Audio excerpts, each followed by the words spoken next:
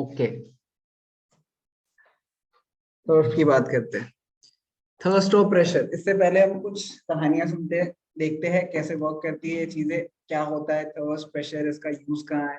ठीक है, सो कुछ सिंपल एग्जांपल्स लेते हैं। फॉर एग्जांपल, जब हम एक निडल लेते हैं, निडल सुई, ओके। अब एक सुई के थ्रू हम कपड़े में काफी सारे होल्स कर सकते हैं, ठीक है, बहुत ही इजीली, एफर्टलेसली, कोई मेहनत नहीं लगती। उसका रीजन क्या होता है ये हम पढ़ेंगे प्रेशर एंड थर्स्ट के अंदर। क्यों मैं एक पिन को जब यूज करता हूं, जब एक pen with with a point tip,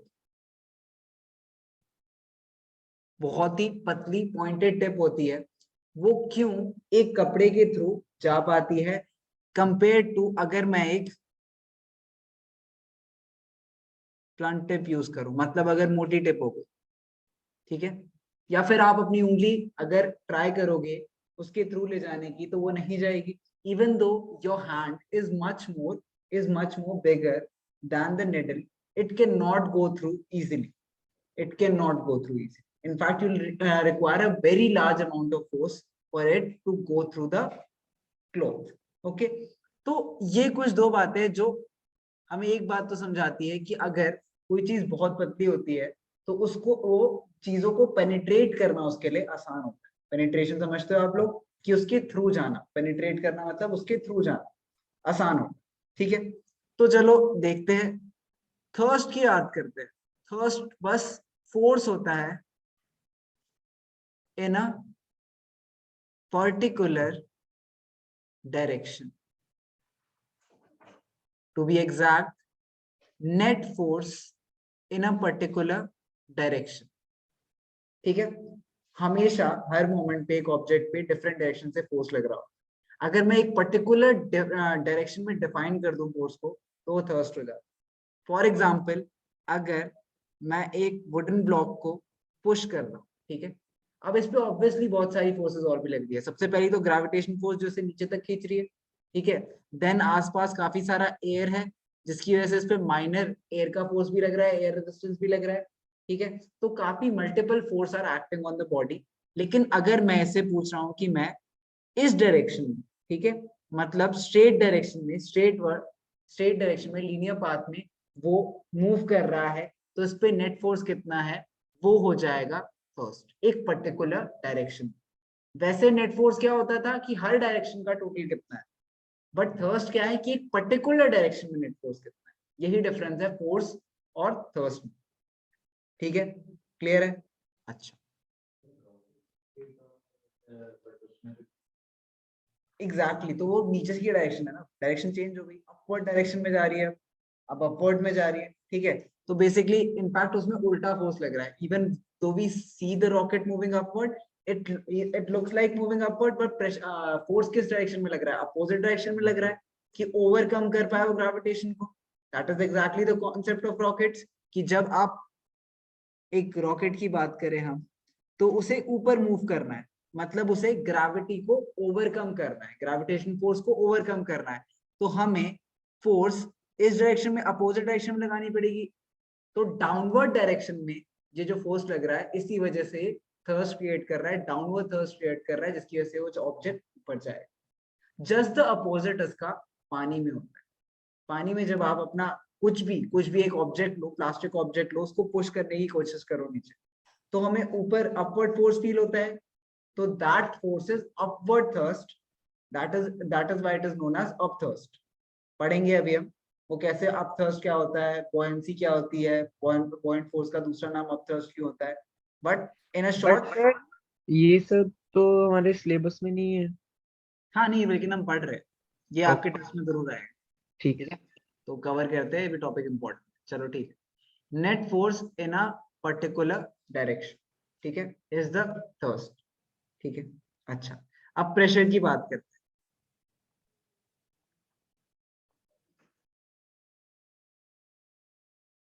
pressure is thrust per unit area.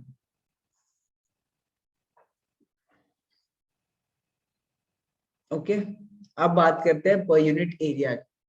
पहले हमें बस बोला जा रहा था नेट फोर्स कितना है, ऑब्जेक्ट कितना छोटा है बड़ा है उससे फर्क नहीं पड़ता, वो बस पूछ रहे थे नेट फोर्स कितना। अब वो बोल रहे हैं एक पर्टिकुलर यूनिट एरिया में कितना फोर्स लग रहा है, वो प्रेशर, ठीक है, पर यूनिट एरिया। मतलब इससे ही हम सुई वाले एग्जांपल पे आते हैं। अगर मैं एक ब्लॉक ऑफ वुड लूं, बड़ा सा ब्लॉक ऑफ वुड लूं, मान लेते हैं ये कितना है, ये, हाँ मान लेते हैं हम ये फोर्स लगा रहा है, फोर्स की ऐसा यूनिट है न्यूटन। तो मान लेते हैं 10 न्यूटन का फोर्स हम इस पे लगा रहे हैं एंड इसे एक क्लॉथ पे पुल कर रहे हैं, जिससे हम चाहते हैं कि वो क्लॉथ फट जाए, ठीक है, या उसमें होल हो जाए। इसके कंपैरिजन में हम एक निडल लेते हैं, ठीक है, एक निडल लेते हैं हम, ओके, मान लेते हैं इसका ये जो सर्कल है इसका एरिया क्या है, मान लेते हैं इसका एरिया 2 सेंटीमीटर स्क्वायर है एंड मान लेते हैं इसका एरिया 0.002 सेंटीमीटर स्क्वायर। निडल है, बहुत छोटी होगी बहुत पतली होगी, सेम क्लॉथ है एंड इस पे फोर्स भी हम मान लो सेम लगाते हैं 10 न्यूटन की। क्लियर है? तो पर यूनिट एरिया, मतलब पर unit area pressure is simply force पर यूनिट एरिया, करेक्ट। तो इसकी वैल्यू क्या आएगी 5, क्या सरफेस एरिया पर डिपेंड, एरिया की बात कर रहे हैं वॉल्यूम की बात नहीं कर रहे, हम सरफेस एरिया की बात कर रहे हैं, जिस सरफेस से वो कांटेक्ट में आएगा उसकी बात कर रहे हैं। तो लॉग नीचे वाले सर्कल से सर्कल कांटेक्ट में आ रहा है तो सिर्फ उसका एरिया ले, ठीक है, सिर्फ उसका एरिया ले रहे, ठीक है। तो मान लेते हैं इसकी वैल्यू क्या आ गई 5। अच्छा अब इसकी वैल्यू निकालते हैं 10 divided by 0.002 which is 10 1 2 3 divided by 2 और 5 1 2 3। So same amount of force हमने जब लगाया, you see the difference in pressure, क्योंकि उसका एरिया इतना कम था इसलिए उस पे इफेक्टिव फोर्स जो लगा वो बहुत ज्यादा लगा, विच इज प्रेशर। तो बहुत ज्यादा प्रेशर लगा विच will easily penetrate the cloth compared to, this is the reason। तो जो हमने कॉन्सेप्चुअली बोला लिखा उसे हमने न्यूमेरिकली भी समझ, ठीक है। लेंथ पे डिपेंड नहीं करेगा, सिर्फ सरफेस एरिया पे डिपेंड करेगा, सरफेस किसका, जिस सरफेस से वो कांटेक्ट में है। फॉर एग्जांपल अगर मैं निडल को, अब क्या करता हूं मैं, अगर निडल को मैं अभी स्ट्रेट रखा था, अगर मैं निडल को ऐसे स्ट्रेट वे में रखूं इस डायरेक्शन से फोर्स लगाऊं, मतलब नीडल को फ्लैट करके मैं क्लोथ के थ्रू ले जाने की कोशिश कर रहा हूं, नहीं जाएगी। क्यों नहीं जाएगी? क्योंकि अब इसका area will be much more, मान लो इसका एरिया हो जाता है 0.2 सेंटीमीटर स्क्वायर, क्योंकि अब ये एक सिलेंडर का एक पार्ट फेस कर रहा होगा उसकी तरफ रादर देन एक जस्ट अ टिप, तो इसका एरिया मच लार्जर हो जाएगा, जिसकी वजह से इसकी जो वैल्यू होगी वो कम हो जाएगी और कम प्रेशर लगेगा और वो क्लॉथ को नहीं पेनिट्रेट कर पाएगा, ठीक है। क्लियर है? अब इसके कुछ बहुत कॉमन एप्लीकेशंस क्या होते हैं ये देखते हैं। हम सब ने मेट्रो में ट्रैवल करा है, सबने मेट्रो के ब्रिजेस देखी है। इफ यू रिमेम्बर तो तुमने मेट्रो की ब्रिज के शेप क्या देखा है, हमेशा ऐसा देखा है, जो पिलर्स होते हैं उसके ऐसे होते हैं, ठीक है। अब पिलर्स ऐसे क्यों होते हैं? ऐसे भी तो हो सकते हैं, या फिर पतले पतले ऐसे भी हो सकते हैं। तो द मेन डिफरेंस इज कि इसमें पहली बात, इस केस में तो मटेरियल की बहुत वेस्टेज, ठीक है। कंटेंट इतनी सारी अगर ब्लॉक्स ऑफ सीमेंट यूज करी जाएगी तो रोड पे जगह भी नहीं होगी, ट्रैवल करने की जगह भी नहीं होगी, अंदर मटेरियल कॉस्ट भी बहुत बढ़ जाएगी, जो कि लॉजिकल नहीं। कंपेयर टू दिस, इसकी बात करते हैं, इसमें बॉटम पार्ट का सरफेस एरिया कम है तो प्रेशर बहुत ज्यादा होगा, जिसकी वजह से ब्रिज कोलैप्स के चांसेस बहुत ज्यादा हो। कंपेयर टू दिस अगर हम इसकी पेवमेंट एक्सपांड कर दे वाइड स्प्रेड, ठीक है, तो उससे क्या होगा कि हमारा सरफेस एरिया इंक्रीज हो जाएगा, है ना, एंड प्रेशर कम हो जाएगा, तो वो ज्यादा सस्टेनेबल। ये आप हर टाइप के पिलर्स में देखोगे, घर बनने की पेमेंट से भी आप देखोगे कैसे आपको वेट डिस्ट्रीब्यूशन प्रॉपर करना पड़ता है। इट इज वेरी इंपॉर्टेंट, क्योंकि प्रेशर पॉइंट्स अगर ज्यादा होंगे तो उसकी वजह से building can collapse. Okay, this concept of pressure and thrust is very widely used in the field of architecture. You have to design. आप एक आर्किटेक्ट, आप डिजाइन कर दोगे कोई भी रैंडम शेप्स, कुछ भी अपने दिमाग से क्रिएटिविटी दिखा के. Architects are generally creative, they will make something very creative.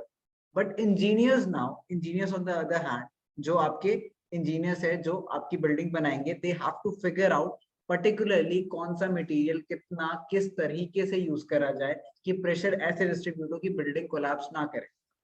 Buildings like Burj Khalifa needs extreme engineering and needs pre build models.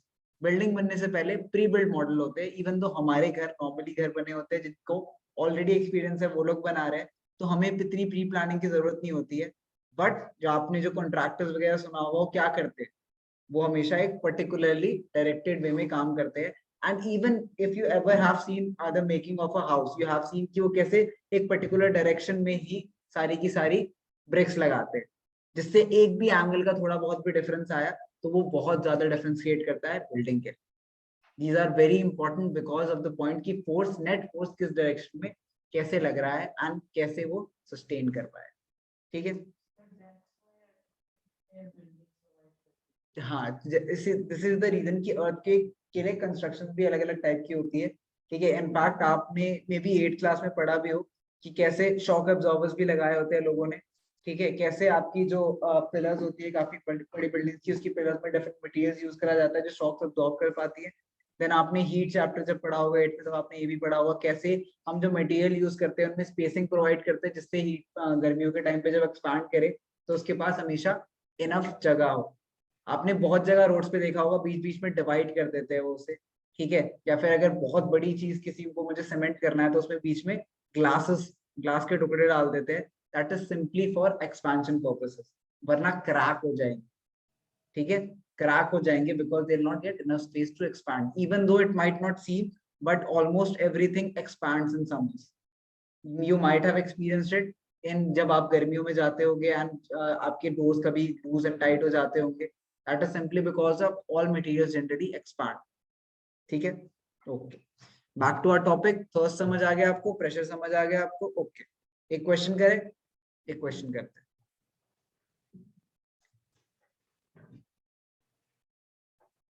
A block of wood, NCERT का ही question. A block of wood is kept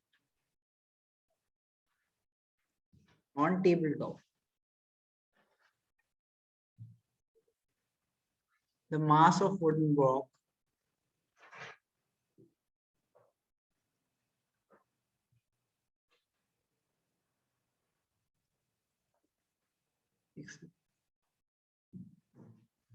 okay. The mass of wooden block is 5 kg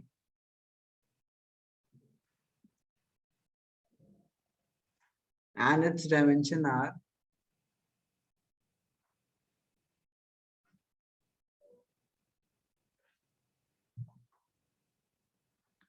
40 by 20 by 10 centimeters.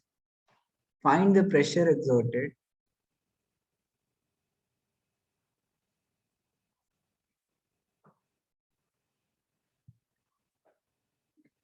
by the wooden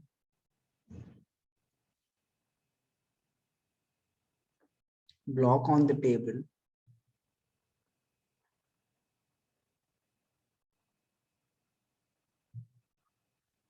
if it is made to lie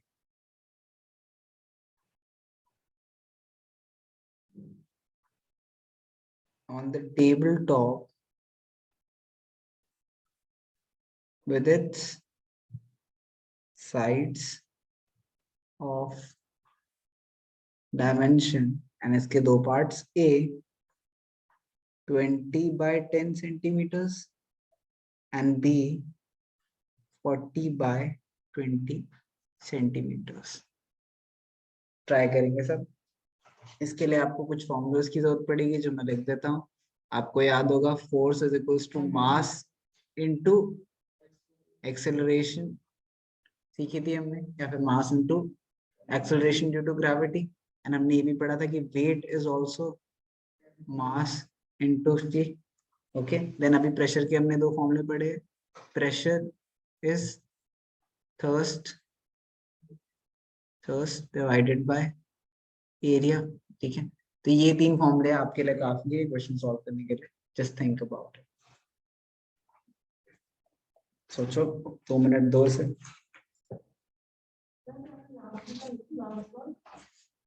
कौन सा? ये dimensions और इसके दो parts फिर याद दिए। सोचो, आसान है, थोड़ा दिमाग लगाओ।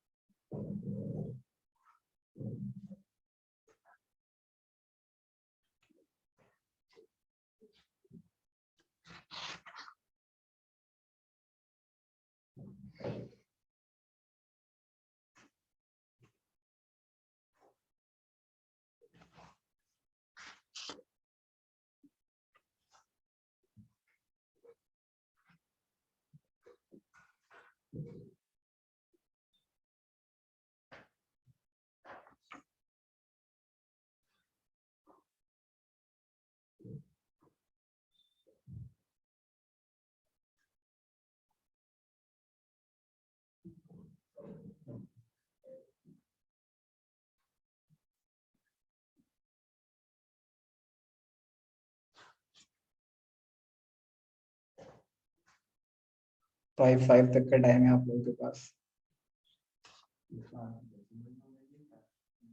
किसी ने भी ले आओ। Try decimals.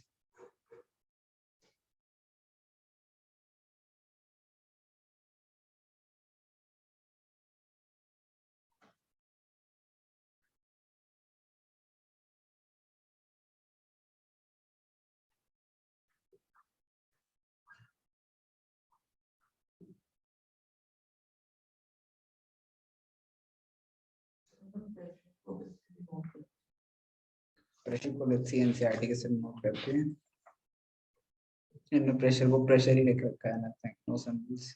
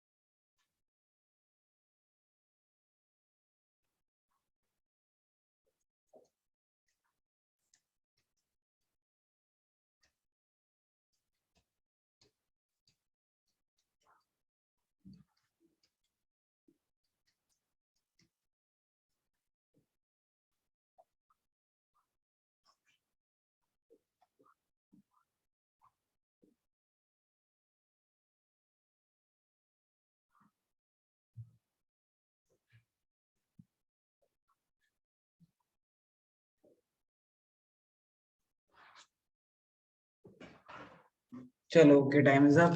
किसी का हुआ? पहला वाला क्या आ रहा है? 4.08। चलो देखते हैं। पहली बात, फोर्स थर्स्ट की बात करते हैं। इसमें टेबल टॉप की बात करिए, एक बॉक्स रखा है टेबल टॉप पे, करेक्ट? तो इस पे जो थर्स्ट लग रहा है वो इस डायरेक्शन में लग रहा है, and that is due to gravity. मतलब फोर्स की जो वैल्यू आएगी that will come out to be mass into acceleration due to gravity. तो F is equals to M, which is 5 into G, which is हमें पता है 9.8. Okay, so this comes out to be 49 Newton. Okay, तो 49 Newton's का force. अब करते हैं ये पार्ट। 2010 एरिया निकालना पड़ेगा मुझे, डायमेंशन, मतलब वो बोल रहा है अगर एक बॉक्स है, ठीक है, डिफरेंट डायमेंशंस के साथ, सॉरी, डिफरेंट डायमेंशंस के साथ, तो फिर इसके डायमेंशंस क्या क्या दे रखी है, 20, 10 एंड 40। पहले बोला जा रहा है ये वाला फेस अगर रखे तो इस वाले फेस का एरिया निकालते हैं। तो area is equals to, rectangle है, length into breadth which is 200 centimetre square. Correct, correct, okay. अच्छा, 200 सेंटीमीटर स्क्वायर इज 0.2 मीटर्स। मैंने कन्वर्ट क्यों करा, बताओ क्या? सीधा नहीं लेना, क्यों नहीं लेना ये बताएगा, कौन बताएगा, सोचो। कन्वर्ट करना है, क्यों कन्वर्ट करना है? अच्छा, न्यूटन का मतलब क्या होता है, केजी, करेक्ट। तो ये वैल्यू किस में होती है, मीटर्स में। तो मैं वैल्यू तभी कंपेयर कर सकता हूँ अगर ये भी मीटर में हो।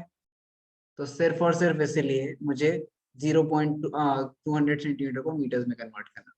एरिया आ गया, तो pressure is equals to thrust divided by area which is equals to 49 divided by 0.2। तो कितना है answer?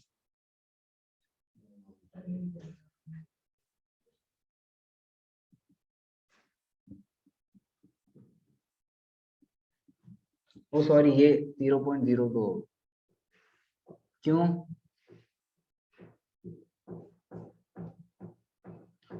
1 metre is equals to 100 centimetre, correct. तो 1 मीटर कितना, 1 सेंटीमीटर कितना हुआ, 1/100 मीटर्स। तो यहाँ से √2 आना चाहिए इस हिसाब से। तो 2 नहीं आना चाहिए इस हिसाब से, बट वो सेंटीमीटर स्क्वायर है।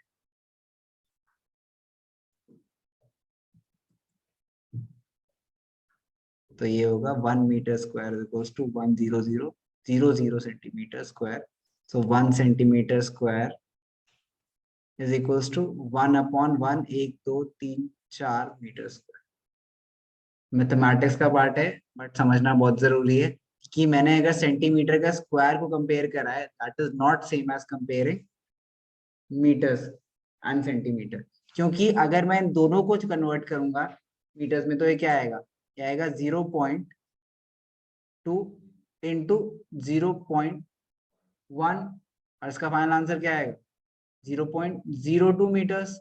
तो अगर मैं दोनों को मीटर्स में कन्वर्ट करता तो मेरा 0.02 मीटर आता है। क्यों? क्योंकि सेंटीमीटर स्क्वायर में 2 बार सेंटीमीटर आ रहा है, तो मुझे दोनों को मीटर्स में कन्वर्ट करना पड़ेगा। तो इसीलिए डिवाइडेड बाय मैं 10,000 करूँ, ठीक है, रादर देन 100। सिंपल। तो प्रेशर क्या आ गया, 49 डिवाइड बाय 0.02,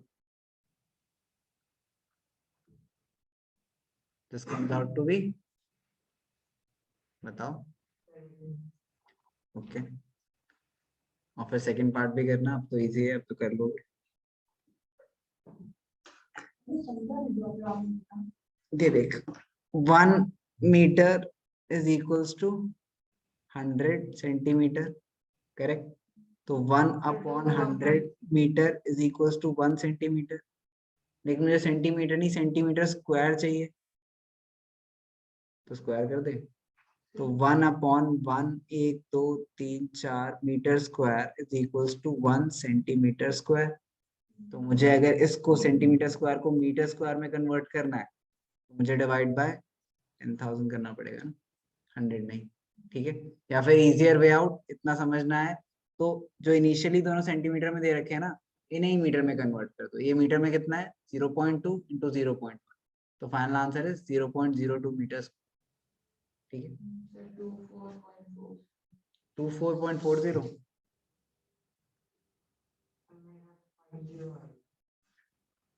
24.50, देखते हैं।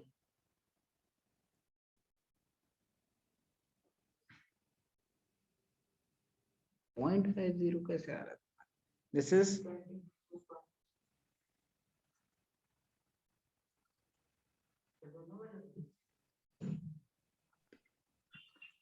4900 डिवाइडेड बाय 2, सर 2450 मतलब पॉइंट में कैसे आ रहा है? एनीवेज इसकी न्यूटन, ठीक है, न्यूटन पर मीटर स्क्वायर ऑब्वियसली कितना। एनीवेज चलो नेक्स्ट पार्ट करो, बी पार्ट करो। प्रेशर निकालो। वी पार्ट की डायमेंशन दे रखी है 40 और 20 वाली ले ली। 6125 आ रहा है, ओके। न्यूटन पर मीटर स्क्वायर, ऐसा यूनिट्स लिखना बहुत इंपॉर्टेंट।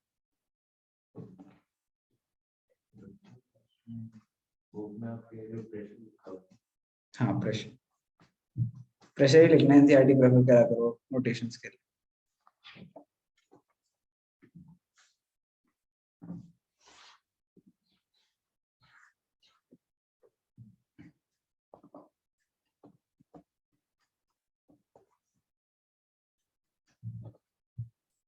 ओके करो सब जल्दी से, देखते हैं। पहली बात, आपका जो एरिया निकाले, एक सेकेंड, एरिया निकालते हैं। Area is equals to 40 into 20, ठीक है, या फिर सेंटीमीटर स्क्वायर या फिर मीटर्स में कर देते हैं 0.4 इंटू 0.2, 0.08 मीटर स्क्वायर, ओके। तो ओके 0.08 मीटर स्क्वायर आ गया, ठीक है। नेक्स्ट, अच्छा नेक्स्ट देखते हैं। अब मुझे निकालना है pressure which is thrust. Thrust अब ए, हाँ वो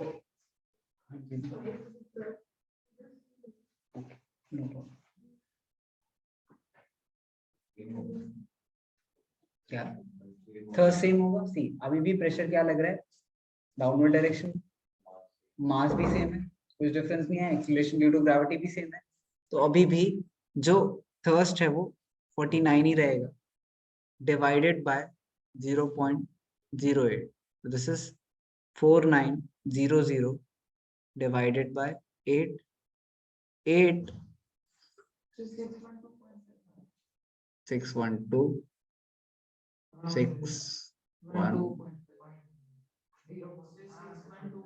हाँ 612.5 आएगा, चेक कर लो। ये नहीं आएगा, मतलब कैलकुलेट करोगे तो यही आंसर आएगा। आई डोंट नो कैसे, बट यही आएगा, ठीक है।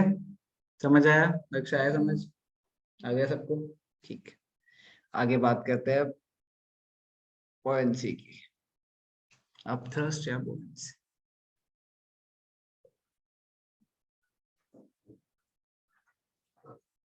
ठीक है। सर ये टॉपिक नहीं करेंगे प्रेशर एंड फ्लूइड्स? क्या pressure and fluids, pressure and fluids sir ये भी टॉपिक दे रखा है सी के अंडर है, बुओयेंसी वही है, वही पढ़ रहे हैं। Okay sir. हाँ जी, चलो सुनते हैं बुओयेंसी क्या होती है, ठीक है। तो अभी हमने देखा कि कैसे ग्रेविटी की वजह से प्रेशर लग रहा है, कुछ प्रेशर लगा रही है चीजें, ठीक है। एंड वो प्रेशर क्यों लग रहा है, पहली बात तो मास की वजह से ऑब्जेक्ट की, जिसकी वजह से ग्रेविटी होती है, ठीक है।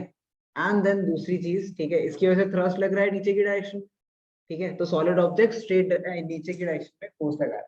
लेकिन लिक्विड्स की डेफिनेट, अगर तुम्हें याद हो, मैं स्टार्टिंग में पढ़ा था, ये बात सबको पता होती है कि लिक्विड्स का कोई शेप नहीं होता, करेक्ट। वो रैंडमली फ्रीली मूव करना चाहते हैं, ठीक है। अगर वो फ्रीली मूव करना चाहते हैं तो वो अपने कंटेनर पे भी एक प्रेशर लगाएंगे। सॉलिड कोई अपने कंटेनर पे प्रेशर नहीं लगा। अगर मैं यहाँ पे एक सॉलिड ऑब्जेक्ट रखता हूँ तो ये राइट लेफ्ट से कोई प्रेशर नहीं लगता, ये सारी ग्रेविटी की वजह से इसका डाउनवर्ड प्रेशर है। ओके, अगर मैं कुछ बैलेंस रखता हूँ तो यहाँ यहाँ राइट लेफ्ट में कोई फोर्स नहीं लग रहा। But liquid on the other hand, अगर उसे किसी कंटेनर में रखता हूँ तो अपनी हर साइड पे, जो भी कंटेनर के हर कंटेनर के हर साइड पे वो फोर्स लगाएंगे।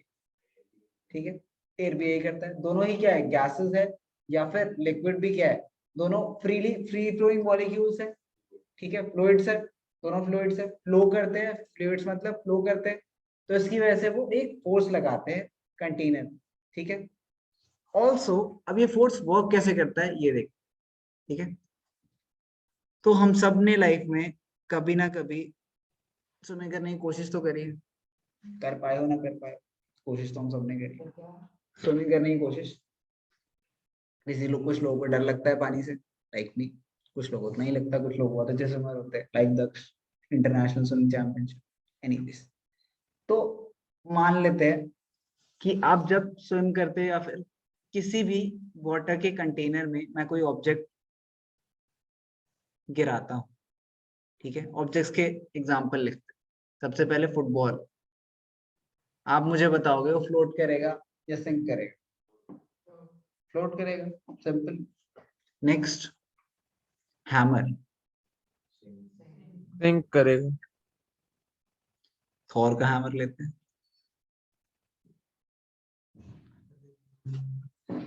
ठीक है बिल्कुल, तो सिंक करेगा।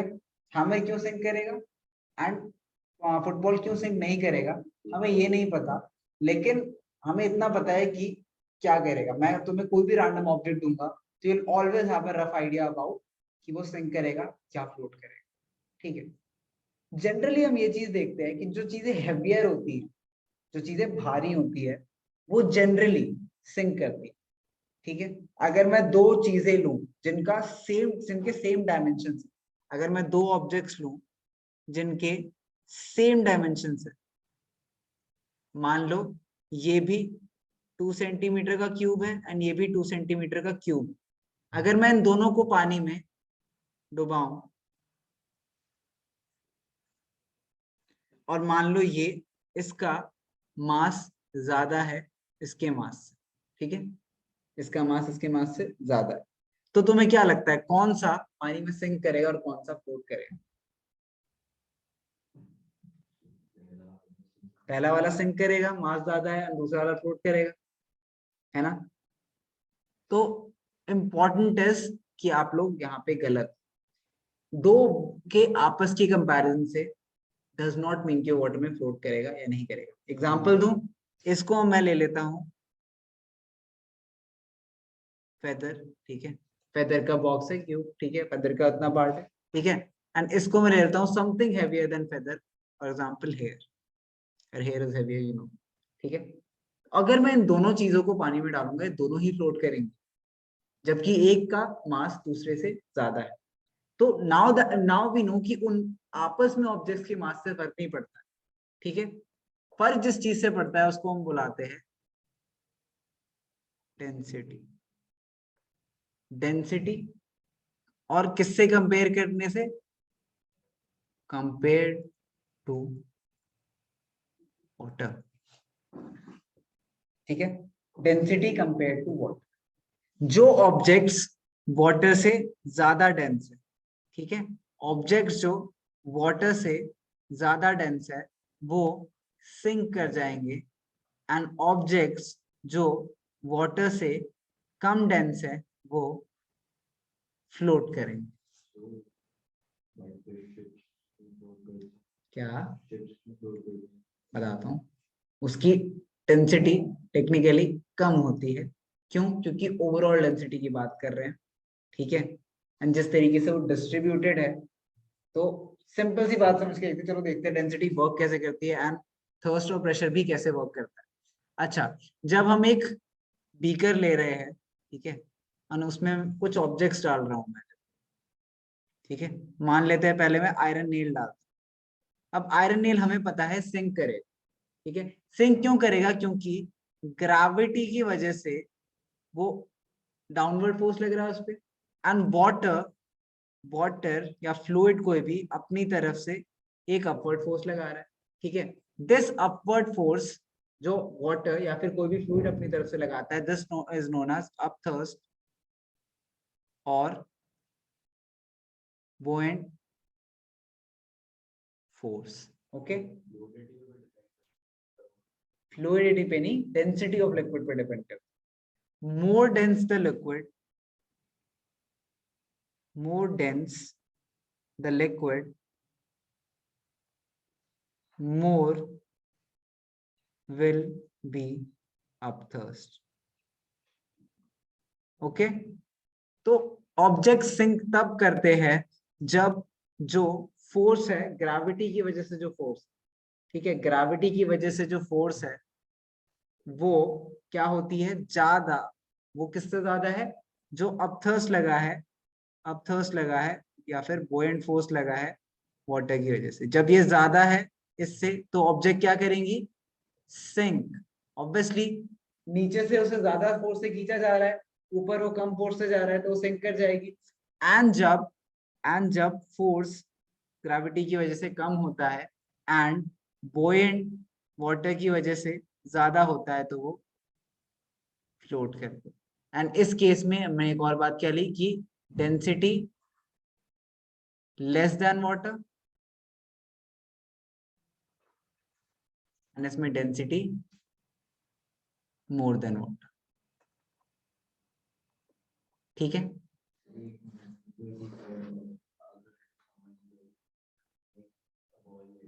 हम्म,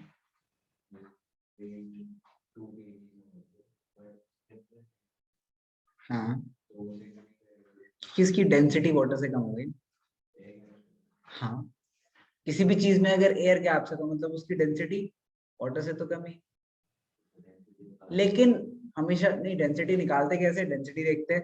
डेंसिटी निकालने का फॉर्मूला हमने पहले भी कभी करा था, डेंसिटी इज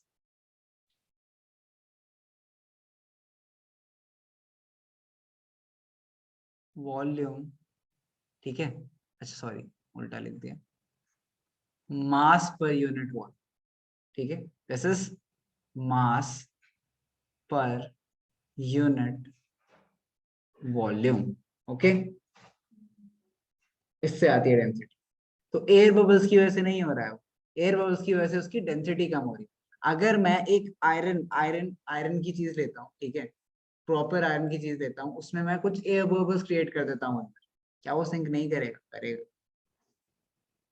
तो density is important and density is defined as mass per unit volume.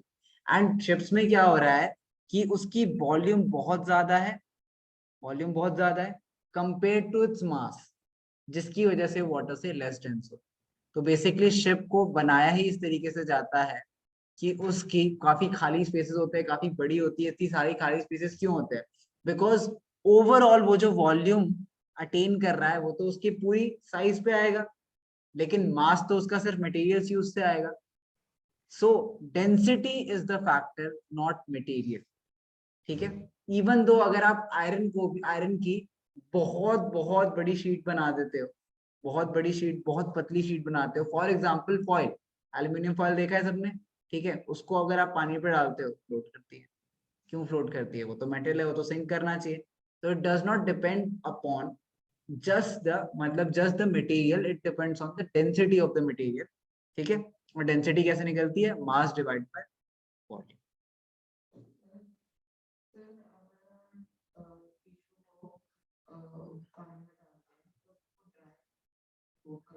हाँ,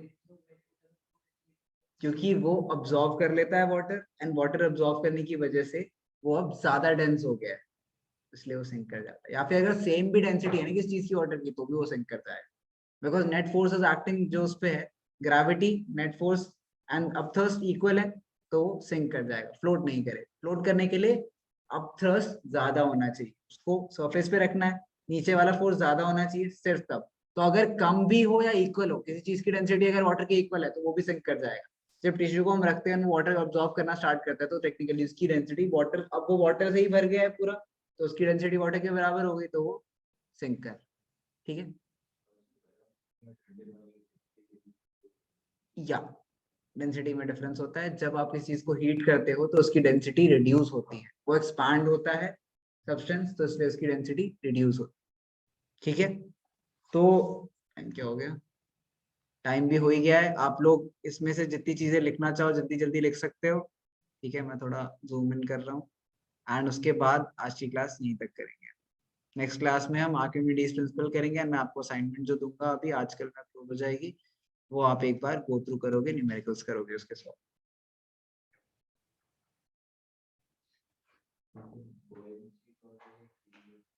क्या, एक सेकेंड में वर्ड डेफिनेशन लिखाता हूँ, पहले ये लिख लो, लिखवा लो। ठीक।